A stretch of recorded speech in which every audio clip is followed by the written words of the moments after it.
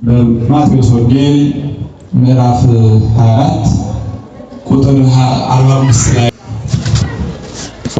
መኑ እቱ ገብርኄር በጎ አገልጋይ ማን ነው? ጌታው በቤተሰቦቹ ላይ የሾመው ከመይሃቦሙ ሲሳዮሙ በበጊዜሁ በየጊዜው የሚያስፈልጋቸውን የሚያሻቸውን እንዲሰጣቸው ጌታው በቤተሰቡ ላይ የሾመው በጎ አገልጋይ ማን ነው? ብፁዕ ውእቱ ገብርኄር ዘይረክቦ እግዚኡ ዘከመ ይገብር። በእውነት ጌታው ሲመለስ እንዳዘዘው እንደነገረው እያደረገ የሚያገኘው ያ አገልጋይ ልዑል ክቡር ነው። ያ አገልጋይ ብፁዕ ነው ይላል። ግን እንዲያ እያደረገ የሚገኘው በጎ አገልጋይ ማን ነው? ጌታችን ብዙዎቹ ምሳሌዎች ሌላ ምሳሌ ነገራቸው እያለ ነው ወንጌላዊው ሲጽፍ። እዚህ ላይ ግን ጌታችን ምሳሌውን በጥያቄ ነው የጀመረው። በጎ አገልጋይ መኑ ውእቱ ገብርኄር ዘይሰይሞ እግዚኡ በኩሉ ንዋዩ፣ በገንዘቡ ሁሉ ላይ ጌታው የሚሾመው በጎ አገልጋይ ማን ነው ብሎ ነው የጀመረው። ይሄ የፍጻሜ ዘመን ምንድነው የሚለው? ጌታው ወደ ሌላ ቦታ ሊሄድ ሲል በል ገንዘቤ፣ ሀብቴ፣ ንብረቴ ይሄውልህ፣ ይህንን ለቤተሰቡ እንደሚገባው ልብስ ለሚሻው ልብስ፣ ቀለብ ለሚያሻው ቀለብ፣ ሌላም ነገር ለሚያስፈልገው ፍትሃዊ በሆነ መንገድ ስጥ ብሎ በገንዘቡ ሁሉ ላይ ሹሞት የሚሄደው ያ አገልጋይ ማን ነው ይልና ብፁዕ ውእቱ ገብርኄር ዘመጽኦ እግዚኡ ይረክቦ ዘከመ ይገብር። ልክ እንዲሁ ጌታው ሲመለስ ያ ወደ ሌላ ሀገር የሄደው ሹሞት የሄደው አለቃው ሲመጣ እንደዛው እንዳዘዘው እያደረገ የሚያገኘው ባሪያ አገልጋይ ልዑል ክቡር ነው ይልና ነገር ግን ያጨካኙ ደግሞ አይ ይጎነዲ አቴዎ እግዚእ ጌታዬ ዘግይቶ ነው የሚመጣው መምጣትን ይዘገያል ብሎ በገንዘቡ እየሰከረ ከአዝማሪ ከዘዋሪ ጋር ገንዘቡን ጨርሶ ቤተሰቡን እያስራበ እያስጠማ የሚገኝ ያ ባሪያ ግን ወዮለት፣ ጌታው በመጣ ጊዜ ስራውን ትቶ ቤተሰቡን እያስጨነቀ ካገኘው ይላል ከሹመቱ ይሽረዋል ይላል መጀመሪያ። ከዛ ወይ ሰንጥቆ ማይከሩ ከሁለት ይሰነጥቀዋል። ከዛ ወደ ውጭ ጥለዋል። በውጭ ልቅሶና ጥርስ ቁርጥማት ማፋጨት አለ ይላል። ተልኮ በአግባቡ የተቀበለውን አደራ ያልተወጣው ነገር ግን መጀመሪያ በበጎ ነው የጀመረው። ይሄን እያደረገ የሚገኘው ግን ብፁዕ ነው። አሁን ይሄ ለተምጻት ትምህርት ነው። እንግዲህ ሿሚው እግዚአብሔር አምላካችን ነው። ተሿሚዎቹ ሁላችንም ነን። ለካህናቱ፣ ለሰባክያኑ፣ ለመምህራኑ ሁላችን እንዳሰጡ ለሁሉም ሰው ነው። ከካህናቱ የተጀመረ እንደሆነ ሀብት የተባለው ስልጣነ ክህነቱ መንፈሳዊ ትምህርቱ ነው። በዚህ ስልጣነ ክህነት ያልተማረውን እያስተማርክ አስተምረህ እያሳመንክ ያልተጠመቀውን እያጠመቅክ የተጠመቀውን ሥጋው ደሙ እንዲቀበል ንስሐ እንዲገባ ቃለ እግዚአብሔር እንዳይራብ እያደረግክ ከቤቴ እንዳይጠፋ በኃጢአት በፈቃደ ሥጋ በፈቃደ ሰይጣን እንዳይወሰድ አድርገህ ጠብቅልኝ ብሎ የሰጠው ካህን ብፁዕ ውእቱ ገብር ዘመጽኦ እግዚኡ ዘከመ ይገብር። እንዲህ እያደረገ የሚገኝ ካህን ልዑል ክቡር ነው ይላል ወንጌሉ። ግን እያንዳንዱ ምን ያደር አለበት? ለካህናት ሲተረጎም ይሄ ለእያንዳንዱ ምን ሲተረጎም ደግሞ ለባለጸጎች ይተረጎማል። ድሆች እንዳይራቡ አሳላፊ፣ ረዳት፣ ደጋፊ፣ አስታማሚ ሁናቸው ብሎ የዚህን ዓለም ሀብት ንብረት ሰጥቶት በዚህ እንዳይራቡ እንዳይጠሙ እንዳይቸገሩ አድርግ ብሎ ለባለጸጋው እግዚአብሔር ሀብቱን ይሰጠዋል።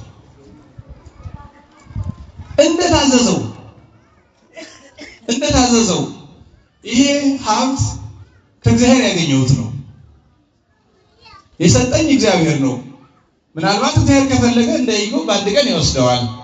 ስለዚህ ይሄን አይደለም የእግዚአብሔር ሀብት ነው ብሎ በገንዘቡ ድሆችን እየረዳ ሕሙማንን እየረዳ አረጋውያንን እየጦረ ወላጅ አልባዎችን እያሳደገ ብቻ በገንዘቡ በጎ እያደረገ የሚገኘው ባለጸጋ ብፁዕ ገብር እንዲህ ያለው ንዑድ ክቡር ነው፣ ብፁዕ ነው።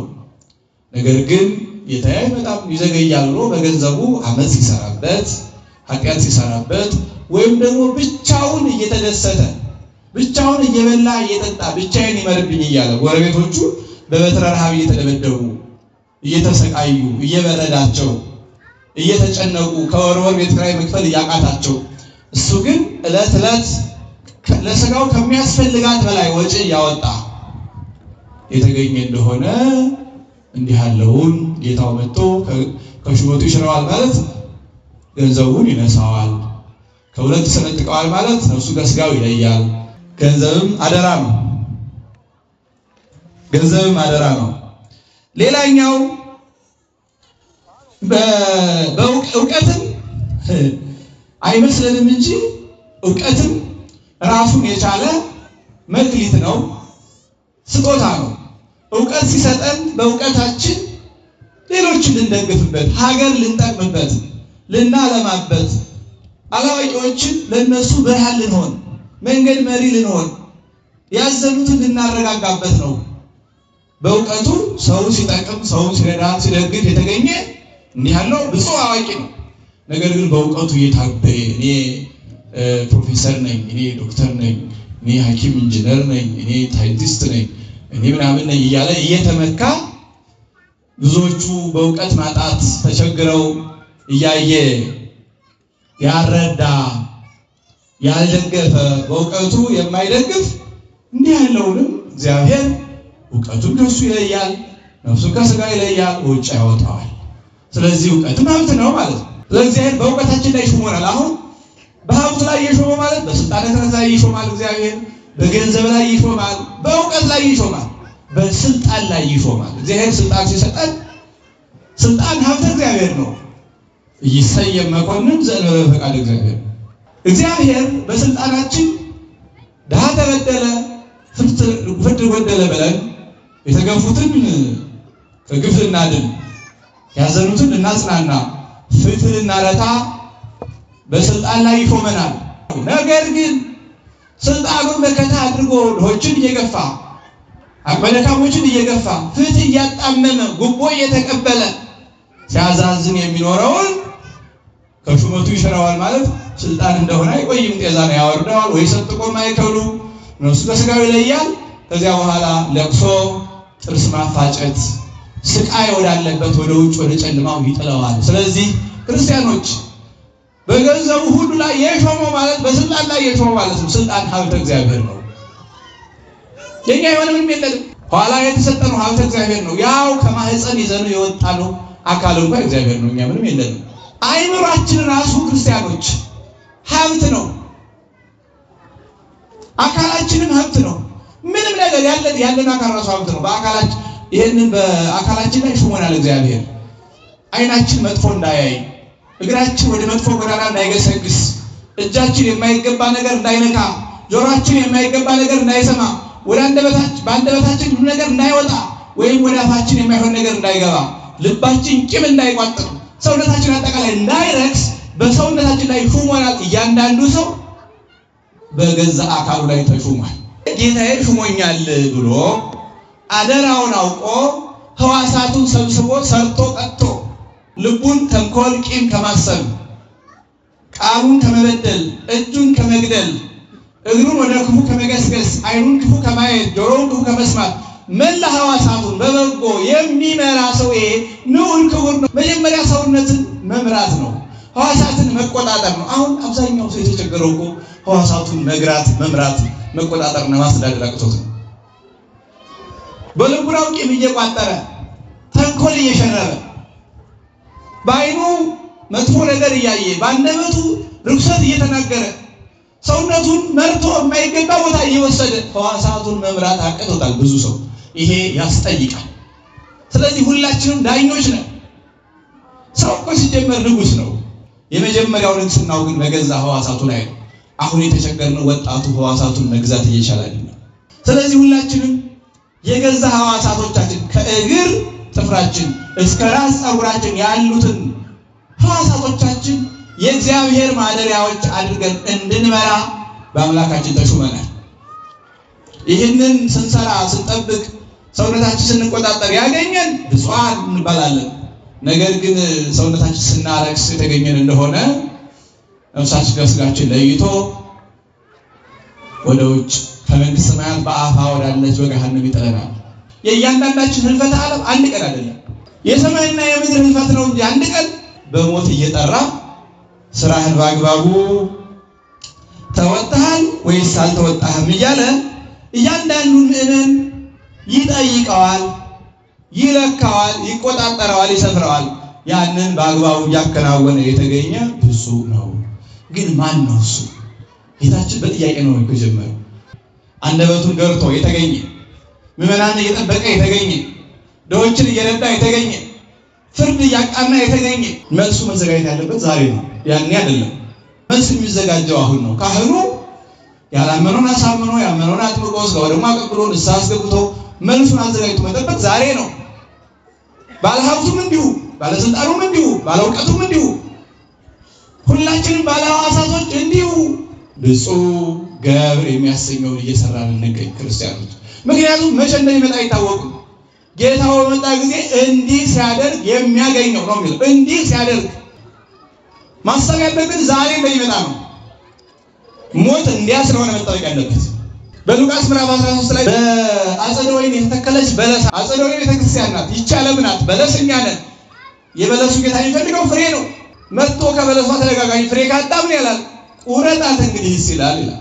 ደጋግሞ መጥቶ ፍሬ አጥቶባት በልጅነት በወጣትነት በጎልማሳነት ሲመጣ ያው በልጅነቱ ስጋው ደግሞ የማይቀበል ንስሐ የማይገባ፣ በወጣትነቱ ስጋው ደግሞ የማይቀበል ንስሐ የማይገባ፣ በእርግናው ንስሐ የማይገባ ስጋው የማይቀበል እንዲህ ያለ ሰው ሲያገኙት ይሄን ሰው ነፍሱ ከስጋው ለዩ፣ ከዚህ በኋላ አልተጠቀመበትም ይላል። ማቴዎስ ምዕራፍ 22 ላይ ብዙ ምሳሌ ያስቀምጧል። የወይን ቦታ ተከለና አገልጋዮቹን ጠብቁ ብሏቸው ወደ ሌላ ሀገር ሄደ ይላል። አሁን ይሄም ወደ ሌላ ሀገር ሄደ የሚለው ምን መሰላችሁ? ወንጌልን ሰርቶ ወደ ሰማይ ማድረጉን ነው።